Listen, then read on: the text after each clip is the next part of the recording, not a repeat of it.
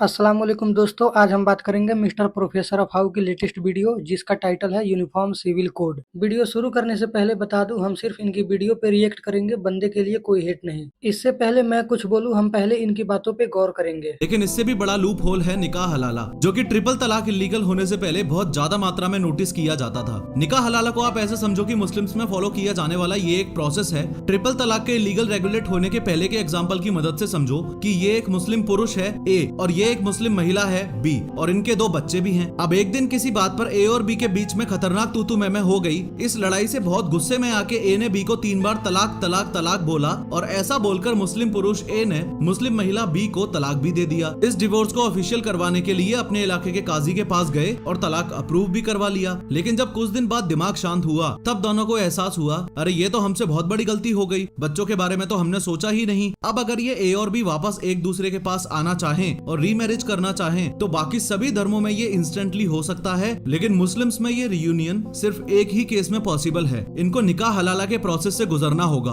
निकाह हलाला के प्रोसेस से गुजरने का मीनिंग ये है कि इस मुस्लिम महिला बी को किसी दूसरे मुस्लिम व्यक्ति सी से शादी करनी पड़ेगी, उसके बाद ही ये वापस ए से शादी करने के लिए एलिजिबल होगी। अब आप सोचोगे ये तो बहुत ही आसान है, सिर्फ नाम के लिए सी से शादी कर लेगी और फिर उसको डाइवोर्स देके वापस ए से शादी कर लेगी। नहीं, यही तो दिक्कत है। इस मुस्लिम महिला बी को इस दूसरे मुस्लिम व्यक्ति सी से सिर्फ शादी ही नहीं करनी होगी, मैरिज को कंज्यूमेट भी करना होगा। यानी बी और सी को पति पत्नी की तरह रहना होगा, इनके बीच फिजिकल रिलेशंस होने चाहिए, उसके बाद ही ये ए से शादी करने के लिए एलिजिबल होगी। यहाँ आपको ये तो पता चल गया कि इस मुस्लिम महिला बी की फंडामेंटल राइट टू फ्रीडम की धज्जियां उड़ी पड़ी हैं। मुझे अच्छा लगा कि आपने इस्लाम के बारे में थोड़ा भी रिसर्च नहीं किया, बस सुनी सुनाई बातों को कॉपी पेस्ट कर दिया। चलिए मैं बताता हूँ तलाक और हलाला के बारे में। वैसे तो मैं कोई हाफिज या मौलवी नहीं हूँ और ना ही कोई इस्लामिक स्कॉलर हूँ, लेकिन मुझे जहाँ तक पता है हलाला, आई रिपीट, हलाला नाम की कोई भी चीज इस्लाम में एग्जिस्ट नहीं करती है। जी हाँ, हम बिना सिर पैर की बातें नहीं करेंगे, जो कुरान कहता है बस वही देखेंगे। और कुरान ये कहता है कि 3 बार तलाक हो जाने के बाद पति पत्नी दोबारा शादी नहीं कर सकते। हाँ, अगर कोइंसिडेंटली पत्नी ने किसी और से निकाह कर लिया और उसके दूसरे पति ने भी उसे तलाक दे दिया, तब वो पहले वाले पति से निकाह कर सकती है। ध्यान दीजिएगा, कुरान यहाँ कोइंसिडेंस की बात कर रहा है और हलाला जो है वो पूरी प्लानिंग के तहत की जाती है। तो सीधी सी बात है, हलाला इस्लाम का हिस्सा नहीं है। और जब पूछा जाए कि निकाह हलाला के पीछे लॉजिक क्या है तो इनका आंसर है ये जब तक कि इस पहले शोहर के अलावा किसी और मर्द से निकाह ना कर ले,